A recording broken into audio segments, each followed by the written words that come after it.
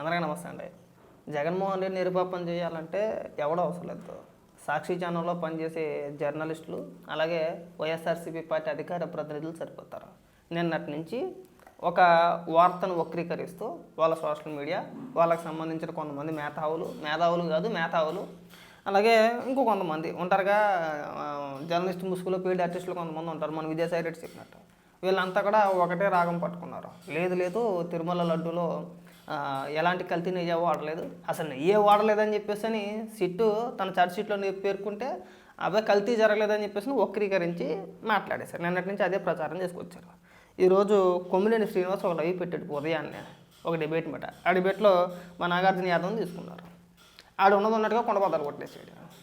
ఇవన్నీ కూడా వస్తున్న వార్తలో నిజమేంటో ఎవరికీ తెలియదు అని చెప్పేసి అంటే కొమ్మినేని శ్రీనివాస్ లేదు సిట్టు లేదని తేల్చేసిందని చెప్పేసి ఇక్కడ కవర్ చేస్తున్నారు. ఇక్కడ పైగా మనకి ఏమని ఎలివేషన్లు ఇచ్చారు, జగన్కు నువ్వు పోటీనా, వైఎస్ఆర్సీపీ రాబోతుంది, మీ కోసాలు కదలడం ఖాయం. వీళ్ళు ఎలివేషన్లు అనమాట. కల్తీ లడ్డులో కాదు బాబులో, అందుకే కోర్టు ముట్టుకాయలు కేఎస్ఆర్. అసలు నాకు అర్థం కావట్లా కొమ్మినేని శ్రీనివాసు, నువ్వు చేతిలో పేపర్ లేదే కనీసం ఒక 10 సెకండ్లు కెమెరా వైపు చూసి మాట్లాడలేవు నువ్వు కదా. సిట్టు ఏం చెప్పిందో చెప్పు, ఛార్జ్ షీట్లో ఏముందో క్లారిటీగా చెప్పు.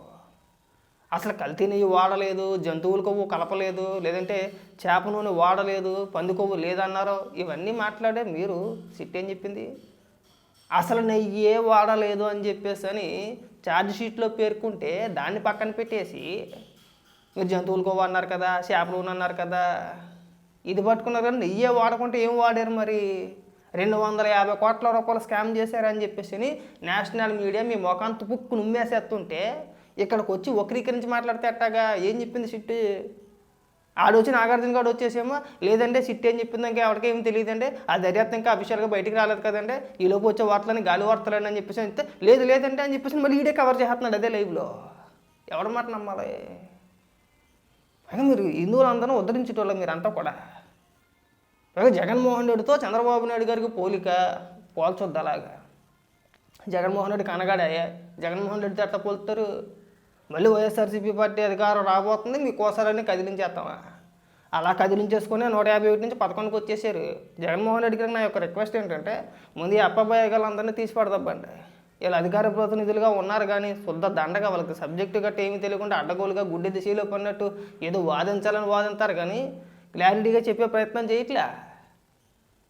సిట్టి చెప్పింది ఒకటి, ఇక్కడ వీళ్ళు ప్రచారం చేసేది ఒకటి, ఈ లైవ్లో చెప్పేది ఒకటి. దాన్ని మళ్ళీ కొమ్మినేని శ్రీనివాస్ కవర్ చేయడం ఇంకొక దరిద్రం. మళ్ళీ మాకు ఎందుకండి కవర్ చేసుకోవడం? ఉన్న మాటే కదా, ఉన్న రిపోర్ట్లో ఏముందో ఖచ్చితంగా ఉన్నట్టుగా చెప్పండి. ఎవడన్నా కానీ ఎవడు చెప్పట్లేదు, దాన్ని పక్కన పెట్టేశారు. నెయ్యే వాడలా, ఒక చుక్క పాలు కొనలా, ఎక్కడా కూడా 60 లక్షల కిలోల నెయ్యిని వాడేశారు. అదేంట్రా అంటే అది రసాయనాలు అవ్వచ్చు, కెమికల్స్ అవ్వచ్చు, ఇంకోటి అవ్వచ్చు, పామాయిల్ ఇంకోటి అంటారు. ఈ కెమికల్స్ ఈ రసాయనాలను వీటితో తయారు చేస్తారండి. దేంతో అసలు అది కూడా తెలియదు వీళ్ళకి. లేదు మనం గుడ్డెద్దు చేయలేకపోయినట్టు సపోర్ట్ చేసాడు. ఏదో ఒక మాట మీద ఉండండి, అడగోలుగా వాదించమాకండి. మీరు ఎంత వాదించినా సరే మీ మాటలు నమ్మే పరిస్థితిలో ఎవడో లేడు. మీరేం హిందువులనేం ఉద్ధరించేయలేదు, మీరు మాకేం మేలు చేసేయలేదు. ఉన్న కాడికి దోచుకున్నారు. ముందు దానికి సమాధానం చెప్పండి. ఆ సీట్లో 250 కోట్ల అంటే ఆ ఛార్జ్ షీట్లో 250 కోట్ల రూపాయలు స్కామ్ జరిగింది, తినేశారని చెప్పేసి ఉంది కదా. నేషనల్ మీడియా మొత్తం కూడా అలాగే ఉమ్మేస్తున్నారు కదా మీ మీద. మరి దాన్ని పక్కన పెట్టేశారండి. ఆ 250 కోట్ల గురించి మాట్లాడట్లేదే. ఎక్కడ ఎవరిని అంటే మనం వక్రీకరించి మాట్లాడితే జనం నమ్ముతారు అని చెప్పేసి అనుకుంటున్నారా? ఆడెవడు ఇంకొకటి ఉన్నాడు మాకు, కాశ్మీర్ ప్రసాద్ గారు. ఆడు ఇంకా పొలి కొరికేస్తున్నాడు.